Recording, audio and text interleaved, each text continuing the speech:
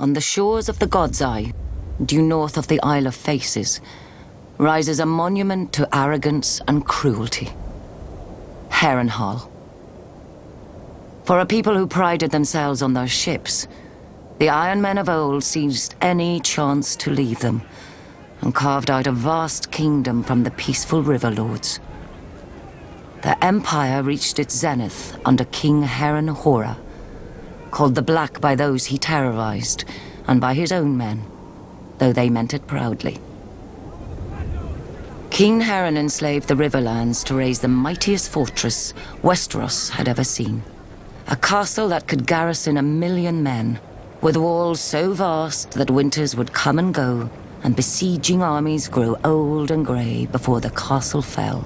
5 towers he ordered, reaching into the heavens like grasping fingers. A monstrosity which he forced our people to build for their own subjugation. But the very day the slaves laid the last stone, Aegon Targaryen and his sisters arrived in the south.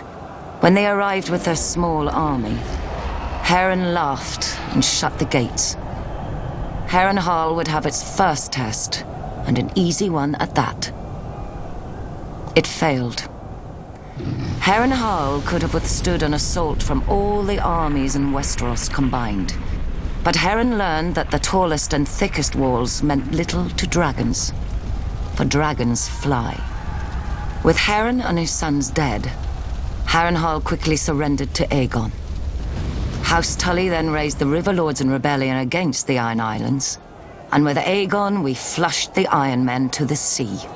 We should have torn down the castle stone by stone then, but Harrenhal seemed such a magnificent prize that Aegon gave it to one of his commanders, whose line then withered to extinction, as would every family to hold it thereafter. When many speak of Harrenhal, their voices drop to whispers about Mad Lady Lothson, who was said to send a giant bat to collect children for her crockpots, and to bathe in blood and serve feasts of human flesh. About the ghosts of Black Harren and his sons who still walk the castle at night, all aflame.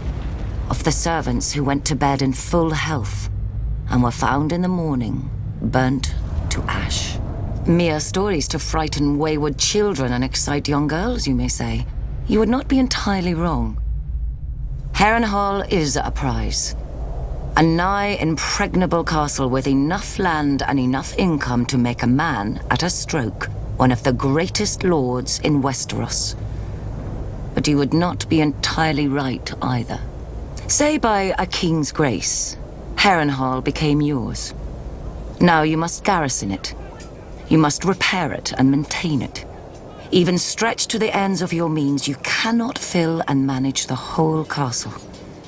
So you retreat your household to 4 of the 5 towers, then 3, then 2, then only the bottom thirds of those.